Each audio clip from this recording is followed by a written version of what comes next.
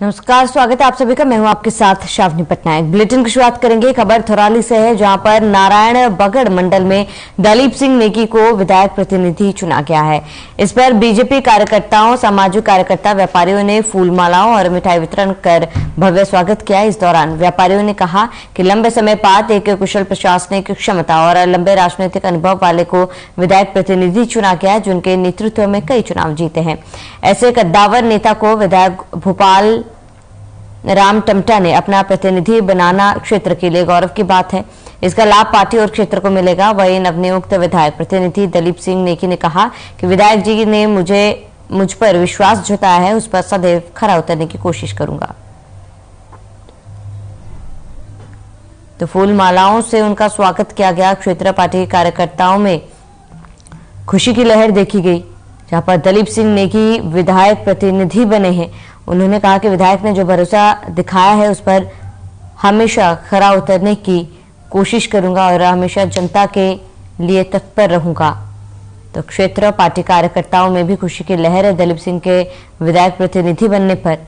और अपना प्रतिनिधि यहाँ पे बनाया है, मैं उनका दिल की गहराई से आभार अभिनंदन करता हूँ और समस्त क्षेत्रीय जनता को, कार्यकर्ताओं को विश्वास दिलाता हूँ कि जो उम्मीद आप लोगों ने मुझ पे जताई है, मैं उस पर हमेशा खरा उतरने की कोशिश करूंगा और जनता की समस्याओं के लिए, जनता की जो भी समस्याएं होंगी उनके निदान का हर संभव प्रयास किया जाएगा। विधायक प्रतिनिधि बनने पर उनको बहुत बहुत बधाइयाँ और माननीय विधायक भोपाल राम टमटा जी का सादर आभार कि उन्होंने एक योग्य व्यक्ति को इस कार्य के लिए चुना है।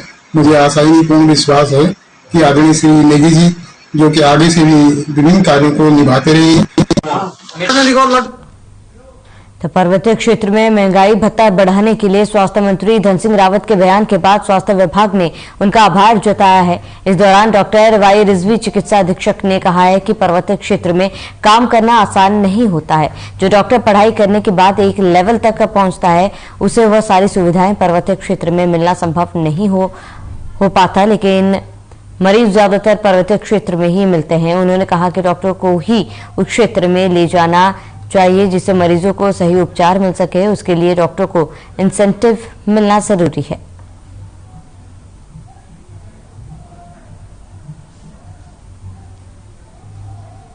तो स्वास्थ्य मंत्री रावत की बड़ी घोषणा, डॉक्टर को भी अब पर्वतीय भत्ता मिलेगा। पहाड़ी क्षेत्रों में डॉक्टरों को पर्वतीय भत्ता मिलने को लेकर उन्होंने घोषणा की है।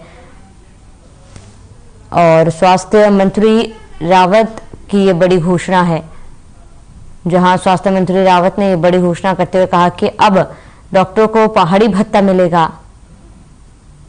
तो पर्वतीय भत्ता मिलने को लेकर यह घोषणा मंत्री द्वारा की गई।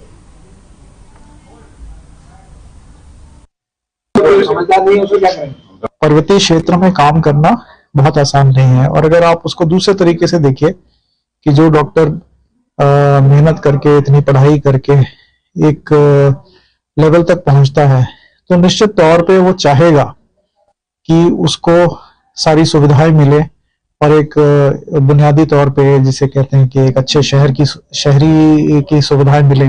और इनके खबर चंपावत से है, जहां एबट माउंट में पर्यटन को बढ़ावा देने के लिए हेलीपोर्ट बनाने के लिए शासन ने हरी झंडी दे दी है। इस कार्य के लिए 131 लाख रुपए की धनराशि आवंटित कर दी गई है। चंपावत के एबट माउंट में हेलीपोर्ट बनाने का ऐलान 7 महीने पहले मुख्यमंत्री पुष्कर सिंह धामी ने किया था, जिसके बाद क्षेत्र का विस्तृत सर्वे किया गया। निर्माण विंग के मुख्य महाप्रबंधक की अध्यक्षता में 4 सदस्यीय तकनीकी समिति ने परीक्षण में जगह को हेलीपोर्ट के लिए उपयुक्त पाया। बता दें, उत्तराखंड नागरिक उड्डयन विकास प्राधिकरण की मंजूरी के बाद अब डीपीआर की कार्यवाही शुरू की जा चुकी है। वहीं इस बारे में मीडिया को जानकारी देते हुए लोहाघाट की उप जिला अधिकारी रिंकू बिष्ट ने बताया है कि इस कार्य के लिए 131 लाख रुपए की धनराशि दी जा चुकी है। क्षेत्र में हेलीपोर्ट बनने से पर्यटन के साथ साथ अन्य क्षेत्र में भी रोजगार के अवसर सृजित होंगे। तो अब एबट माउंट में हेलीपोर्ट बनेगा, जिसको लेकर परीक्षण किया गया था और इस जगह को हेलीपोर्ट बनने के लिए उपयुक्त पाया गया। एबट माउंट में हेलीपोर्ट बनाया जाएगा, जिससे लोगों को काफी सुविधा मिलेगी। प्रशासन ने हेलीपोर्ट बनाने की मंजूरी दे दी है और करीब 131 लाख रुपए की धनराशि आवंटित कर दी गई है हेलीपोर्ट बनाने को लेकर।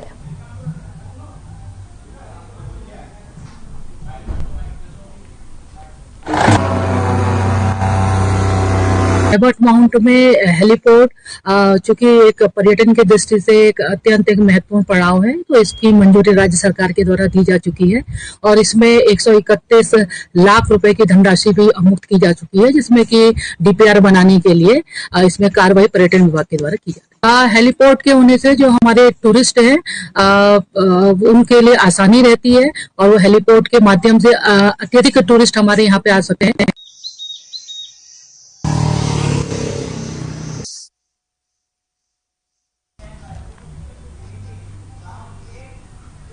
आईआईटी रुड़की में आपदा जागरूकता पर एक दिवसीय प्रशिक्षण कार्यक्रम का आयोजन हुआ है। कार्यक्रम में बादल फटने, जंगल में आग लगने सहित अन्य प्राकृतिक आपदाओं के बचाव के बारे में जानकारी दी गई। आपको बता दें कि उन्नत भारत अभियान, क्षेत्रीय समन्वय संस्थान आईआईटी रुड़की द्वारा south Asia alliance of disaster research institute के सहयोग से एक दिवसीय आपदा जागरूकता प्रशिक्षण कार्यक्रम आयोजित किया गया। आईआईटी रुड़की के निदेशक प्रोफेसर के पंत ने बादल फटने, जंगल में आग लगने सहित अन्य प्राकृतिक आपदाओं के बचाव के बारे में जानकारी दी। उत्तराखंड विज्ञान एवं प्रौद्योगिकी परिषद के महानिदेशक प्रोफेसर दुर्गेश पंत ने कहा कि आपदाओं को रोक पाना प्रत्यक्ष तौर पर हमारे हाथ में नहीं है, लेकिन इनके शमन के उपायों से परिचित होकर इनके दुष्प्रभाव को काफी हद तक कम किया जा सकता है। कार्यक्रम में पश्चिमी उत्तर प्रदेश तथा उत्तराखंड राज्य के 34 संस्थाओं से 92 प्रतिभागियों ने प्रतिभाग किया।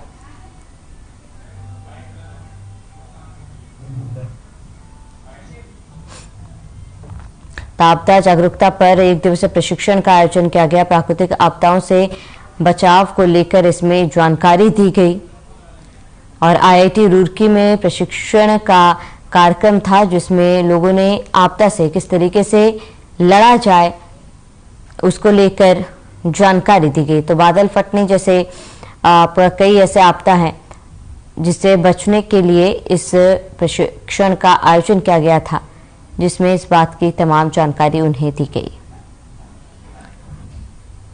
तो प्राकृतिक आपदाओं से बचाव की जानकारी इस प्रशिक्षण में दी गई है और आईआईटी रुड़की में प्रशिक्षण का आयोजन किया गया था।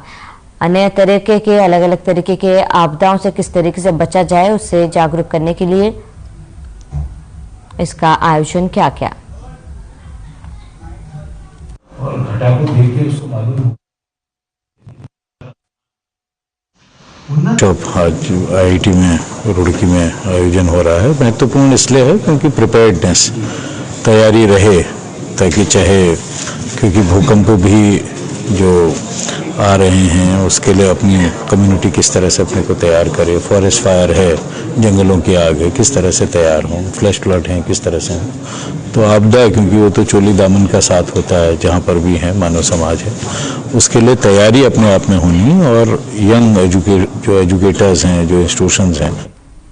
उत्तरकाशी में फिर से मौसम ने करवट बदली है। वहीं उत्तरकाशी में तापमान में गिरावट दर्ज की गई। यमुनोत्री और गंगोत्री धाम की बात की जाए तो वहां पर बर्फबारी शुरू हो चुकी है, जिससे जनपद उत्तरकाशी में ठंड का प्रकोप बढ़ता जा रहा है। मौसम विभाग ने अनुमान जताया कि ऊंचाई वाले इलाकों में जबरदस्त बर्फबारी और निचले इलाकों में बारिश की संभावना है। तो फिर एक बार मौसम में करवट बदली है और लगातार तापमान में गिरावट दर्ज की जा रही है, जिससे ठंड का प्रकोप काफी ज्यादा बढ़ गया है। आने वाले समय में स्नोफॉल की भी संभावना जताई गई है और निचले इलाकों में भी फिलहाल बारिश हो सकती है। तो उत्तरकाशी में मौसम ने करवट बदली है और तापमान में भारी गिरावट दर्ज की गई। वहीं आने वाले समय में स्नोफॉल की भी चेतावनी और संभावना जताई गई है।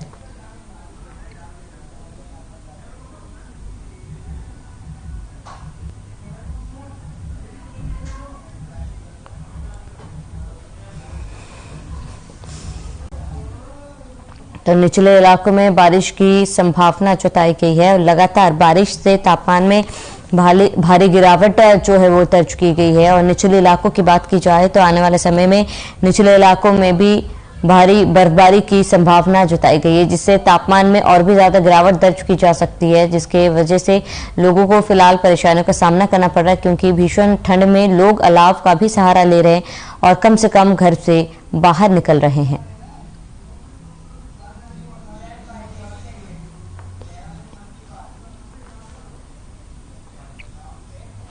तो खबर देहरादून से है, जहां मुख्यमंत्री पुष्कर सिंह धामी ने राष्ट्रीय दृष्टि दिव्यांगजन सशक्तिकरण संस्थान के बच्चों के साथ प्रधानमंत्री नरेंद्र मोदी की मन की बात सुनी।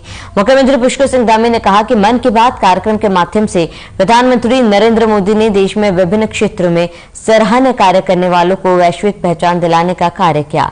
प्रधानमंत्री ने मन की बात में गोवा में 6 से 8 जनवरी 2023 को आयोजित पर्पल फेस्ट का जिक्र किया, जिसमें 50,000 से अधिक लोग शामिल हुए, जिसमें दिव्यांगजनों के लिए अनेक कार्यक्रमों का आयोजन भी किया गया। तो प्रधानमंत्री की मन की बात मुख्यमंत्री धामी ने भी सुनी और दिव्यांगजन और बच्चों के साथ सीएम पुष्कर सिंह धामी ने प्रधानमंत्री की मन की बात आज सुनी है।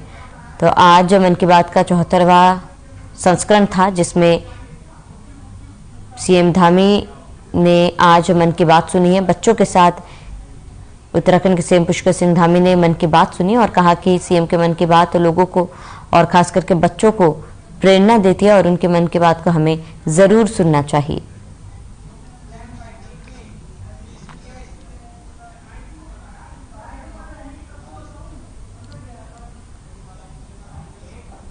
तो रायवाला में बीजेपी की 2 दिवसीय प्रदेश कार्य समिति की बैठक हुई है। पहले दिन प्रदेश अध्यक्ष महेंद्र भट्ट और प्रदेश प्रभारी दुष्यंत गौतम सहित कई पदाधिकारी बैठक में शामिल हुए। बैठक के दौरान आगामी नगर निकाय चुनाव और लोकसभा चुनाव में जीत हासिल करने के लिए रणनीति तैयार की गई। सरकार की नीतियों और योजनाओं को जन जन तक पहुंचाने के लिए कार्यकर्ताओं को जीत का मंत्र दिया। निर्णय लिया गया है कि नगर निकाय और लोकसभा चुनाव के लिए कार्यकर्ता जी जान से जुटेंगे। बैठक के दूसरे दिन मुख्यमंत्री पुष्कर सिंह धामी और सरकार में अहम रोल रखने वाले कैबिनेट मंत्री बैठक में शामिल होंगे। प्रदेश अध्यक्ष महेंद्र भट्ट ने बताया कि बीजेपी पहला चुनाव जीतने के बाद अगले चुनाव की तैयारी शुरू कर देती है।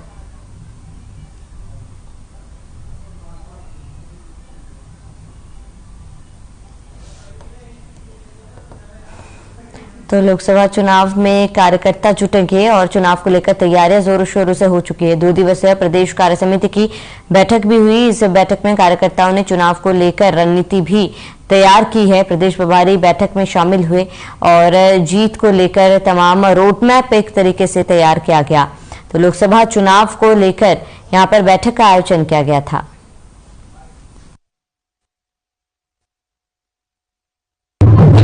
हमारी हर तीसरे माह में प्रदेश की राष्ट्रपति होती है। हमारा मुख्यमंत्री आगामी कार्यक्रमों का जो विषय है उसमें चर्चा करेंगे, राज्य प्रथा पर हम चर्चा करेंगे। इसके साथ साथ पन्ना टीम, इस बार नया लक्ष्य हमारा है। पन्ना टीम तक हमारी कार्य समिति में किस रूप में क्रियारूप कार्यकर्ताओं के साथ बैठकर की चर्चा करेंगे और सरकार के जो जन कल्याणकारी योजनाएं हैं केंद्र सरकार की, राज्य सरकार वो आम जनता तक है।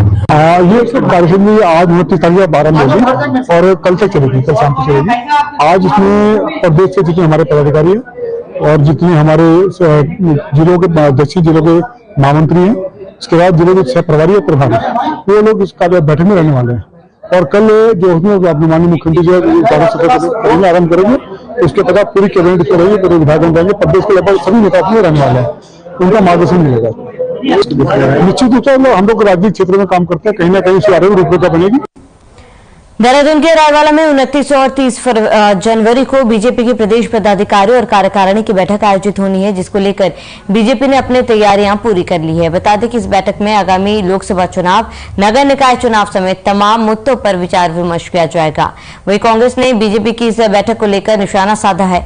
कांग्रेस प्रवक्ता शीशपाल सिंह बिष्ट ने कहा कि ये बात अलग है कि लोकतंत्र में हर एक राजनीतिक पार्टी को इस तरह की बैठक करने का पूरा अधिकार है, लेकिन आज जिस तरह से महंगाई का स्तर लगातार बढ़ता जा रहा है, बेरोजगारों की लाइनें घर घर में लगी हुई है, इससे नहीं लगता है कि वो बीजेपी दोबारा सत्ता में आ पाएगी, चाहे वो कितनी भी बैठकों का दौर आयोजित करे। बीजेपी की हकीकत आज सब लोग समझ चुके हैं।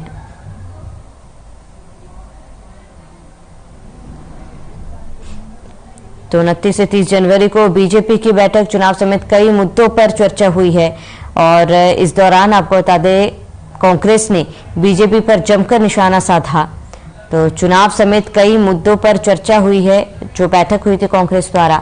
तो कांग्रेस ने बैठक पर निशाना भी साधा है और 29-30 जनवरी को बीजेपी की बैठक होनी है, जिसको लेकर कांग्रेस द्वारा जमकर निशाना साधा गया।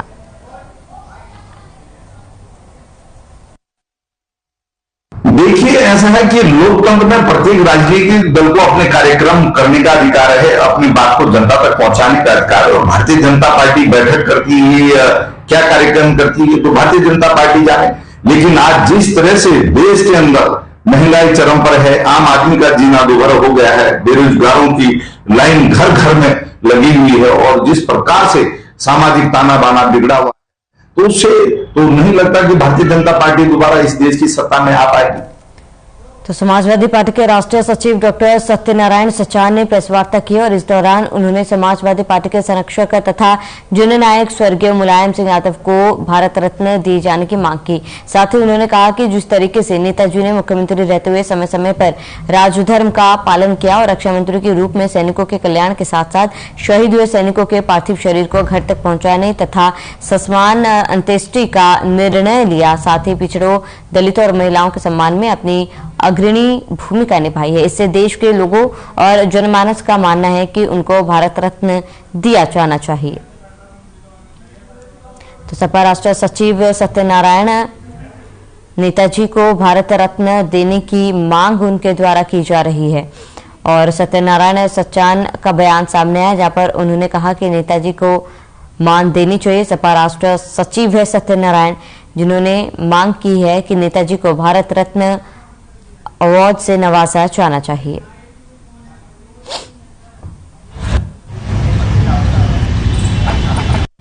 महामहिम राष्ट्रपति का ग्रीन ट्रिब्यूनल ने ये स्पेशल सेंसिटिव जोन उत्तरकाशी को घोषित किया। कोई वहां इंडस्ट्री नहीं लग रही है। जितनी भी परियोजनाएं आई हैं पानी की, एक जो मैंने बताया कि EIA एनवायरमेंट इम्पैक्ट असेसमेंट, उसकी रिपोर्ट आने के बाद तब परियोजना स्टार्ट की जाती है। तो यह तो एनवायरमेंट इम्पैक्ट असेसमेंट की रिपोर्ट गलत है, किसी तरीके से मैनिपुलेट करके NTPC ने ली, या जो भी परियोजना का जो संचालक है वो उसने ली। हरिद्वार के दयानंद स्टेडियम में 2 दिवसीय सांसद खेल महोत्सव का आयोजन किया जा रहा है, जहां शनिवार को पूर्व केंद्रीय मंत्री और हरिद्वार सांसद डॉक्टर रमेश पोखरियाल निशंक ने खेल महोत्सव का उद्घाटन किया। कार्यक्रम में रानीपुर विधायक आदेश चौहान, जिलाधिकारी विनय शंकर पांडे समेत बड़ी संख्या में स्कूली छात्र छात्राएं मौजूद रहीं। इस दौरान सांसद निशंक ने कहा है कि प्रधानमंत्री नरेंद्र मोदी द्वारा चलाए गए खेलो इंडिया कार्यक्रम से देश के कोने कोने में छुपी हुई प्रतिभाएं निकलकर सामने आ रही हैं और दुनिया में भारत का नाम रोशन कर रही हैं। तो संसद ने खेल महोत्सव का आयोजन स्पेशल और आपको बता दें कि रमेश पोखरियाल निशंक ने इसका उद्घाटन किया। कार्यक्रम में छात्र छात्राएं भी मौजूद रहे और कहा कि एक बड़ी पहल है खिलाड़ियों के लिए भी, जहां पर सांसद खेल महोत्सव का आयोजन अब किया जा रहा है। तमाम सांसद जो है आप इस आयोजन में शामिल हो रहे हैं, जहां पर रमेश पोखरियाल ने आयोजन का उद्घाटन किया है। इस दौरान कई छात्र छात्राएं इसमें शामिल हुए थे। भरोसा है कि जिस तरीके से देश के प्रधानमंत्री जी ने खेलो इंडिया एक अभियान चलाया है और जिस तरीके से हमारे छात्र छात्राएं पूरे देश के अंदर खेलते हुए देश का सम्मान पूरी दुनिया में बढ़ा रहे हैं, ये निश्चित रूप में और तेजी से ये अभियान चलेगा, क्योंकि स्वाभाविक है कि स्वस्थ शरीर में स्वस्थ मन का आगाज होता है। वो तभी आदमी जब स्वस्थ रहेगा, खेलेगा, कूदेगा, तो वो चौतरफा हर दृष्टि से सोच सकता है और हर चुनौती का मुकाबला करने में उसको क्षमता बढ़ती है। तो यहाँ पर कबड्डी है, हमें शिक्षा विभाग, क्रीड़ा विभाग सबका सहयोग मिल रहा है और इसमें kho kho, badminton, basketball, volleyball और कबड्डी की टीमें प्रतिभाग करेंगी। ये आज और कल 2 दिन का है और लगभग 23 स्कूल इसमें पार्टिसिपेट कर रहे हैं और इसका उद्देश्य है कि बच्चों को फिट करना, और जो आजकल मोबाइल में ये बहुत ज़्यादा रहते हैं तो इससे थोड़ा सा दूर होंगे, खेलेंगे। तो जैसे अभी विधायक जी ने भी कहा कि अब तो है कि खेलोगे, कूदोगे, बनोगे। तो उत्तराखंड सरकार की ओर से रोजगार को बढ़ावा देने के लिए लगातार काम किए जा रहे हैं। इसी कड़ी में 30 तारीख को राजधानी देहरादून के क्षेत्रीय सेवा योजन कार्यालय में रोजगार मेले का आयोजन किया जाएगा। वहीं क्षेत्रीय सेवा योजन अधिकारी अजय सिंह ने बताया कि समय समय पर रोजगार मेले का आयोजन किया जाता है, जहां इस बार आगामी 30 तारीख को एक बड़े रोजगार मेले का आयोजन किया जा रहा है, जिसमें 43 मल्टीनेशनल और कई कंपनियों को बुलाया गया है। तो रोजगार मेले का आयोजन किया जा रहा है, जहां पर 30 तारीख से इसका आयोजन होगा। तो 30 तारीख को मेले का आयोजन किया जाएगा, जिसमें 1500 युवाओं को रोजगार मिलेगा। तो 30 सेवा योजन द्वारा रोजगार मेले का हमारे आदरणीय सचिव महोदय, निदेशक महोदय और आदरणीय जिलाधिकारी महोदय के दिशा निर्देशों के अनुपालन में क्षेत्रीय सेवा योजन कार्यालय देहरादून में दिनांक 30 तारीख को एक प्रातः 10 बजे से एक रोजगार मेला आयोजित किया जा रहा है, जिसमें लगभग 11 सेक्टर्स की अलग अलग लगभग 44 से ज्यादा कंपनियां प्रतिभाग कर रही हैं और युवाओं के लिए 1500 से अधिक वैकेंसी नोटिफाई हो चुकी है, जिसका की बोर्ड हमने अपने कार्यालय में लगाया।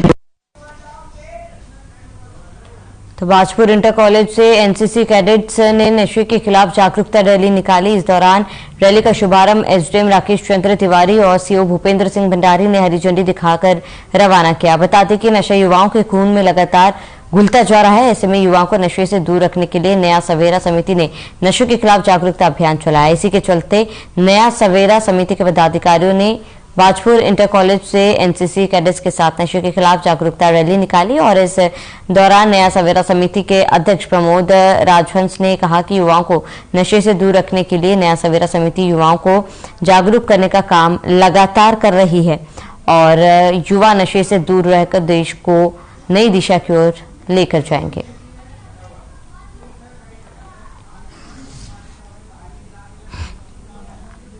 तो नशे के खिलाफ जागरूकता रैली निकाली गई, जिसमें एनसीसी कैडेट्स ने हिस्सा लिया और एनसीसी कैडेट्स द्वारा ये रैली निकाली गई। एसडीएम और सीओ ने इस रैली को हरी झंडी दिखाई।